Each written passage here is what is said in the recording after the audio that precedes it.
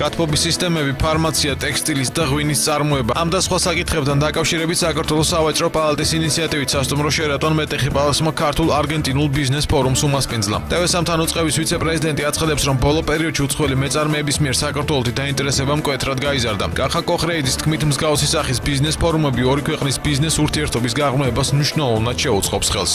ბიზნესმენთა სტუმრიანობა დაიწყო ჩვენს ქვეყანაში, რაც მისასალმებელია. საკმაოდ მაღალი ინტერესი ასევე ქართული კომპანიების მხრიდანაც, რომ შეხვდნენ უცხოელ პოტენციურ პარტნიორებს და იფიქრონ ერთობლივ პროექტებზე. ქართულ-არგენტინულ ბიზნეს ფორუმს დადებითად აფასებს არგენტინული მხარეც. სამხრეთ ამერიკული დელეგაციის ხელმძღვანელის განმარტებით ასეთი ტიპი შეხვედრები დიდი სტიმულია ორივე ქვეყნის ბიზნეს კომპანიებისთვის. აუგუსტინ ვიდლერი იმედს გამოთქვამს, რომ ქართულ და არგენტინულ კომპანიებს შორის ინდივიდუალური და ორმხრივი მოლაპარაკებები წარმატებით დასრულდება. ვფიქრობთ, რომ საქართველო იქნება ძალიან საინტერესო პარტნიორი არგენტინისთვის. დღევანდელი ქართულ-არგენტინული ეკონომიკური ურთიერთობები მწირია და მნიშვნელოვანია, რომ ის სამომავლოდ კიდევ უფრო განვითარდეს.